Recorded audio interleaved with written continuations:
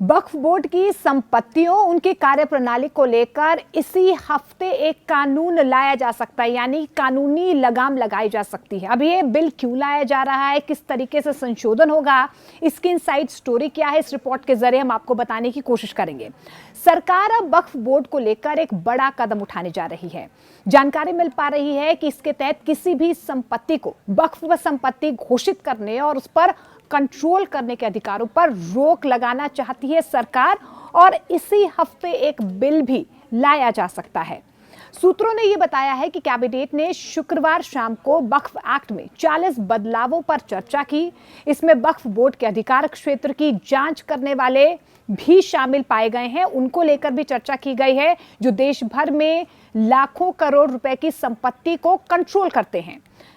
Times of India में छपी report के मुताबिक वक्फ एक्ट में एक जो बड़ा बदलाव प्रस्तावित है, उसके अनुसार वक्फ बोर्ड अगर किसी प्रॉपर्टी पर दावा करती है तो उसका वेरिफिकेशन यानी कि सत्यापन अनिवार्य रूप से किया जाएगा।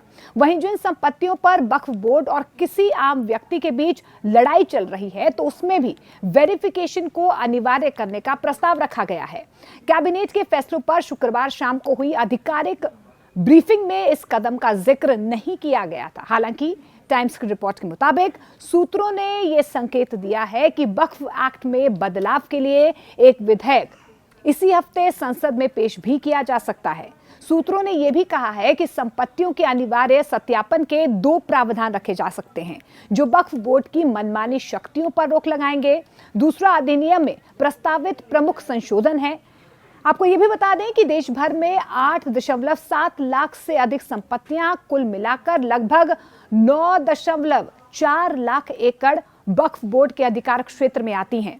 रिपोर्ट के मुताबिक सूत्रों ने यह भी बताया है कि इस तरह के कानून की जरूरत इसलिए पड़ी क्योंकि मुस्लिम बुद्धिजीवियों, महिलाओं और शिया और बोहरा जैसे कई संप्रदायों के लोगों ने मौजूदा कानून में बदलाव की कई बार जो है उनकी तरफ से मांग भी की गई है, आवाज उठाई गई है।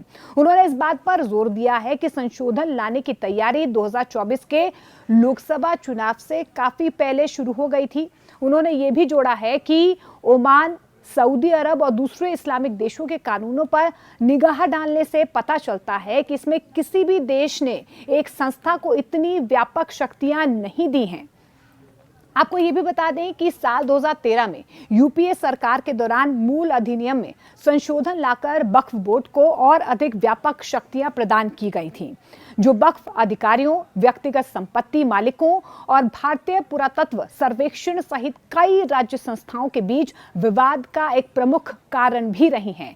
और यही वजह है कि अब सरकार जो है कानूनी तौर पर वक्फ बोर्ड की शक्तियों और उसकी कार्यप्रणाली को लेकर संशोधन कर सकती है, कानूनी लगाम लगा सकती है और इसी हफ्ते संसद में ये बिल भी पेश किया जा सकता है। आपको किस तरीके की खबरें देखना पसंद है, कमेंट सेक्शन के जरिए आप कमेंट कर सकते हैं और ताज़ा अपडेट के लिए आप न्यूज़ 18 इंडिया के डिजिटल प्लेटफॉर्म के साथ बने रहिए।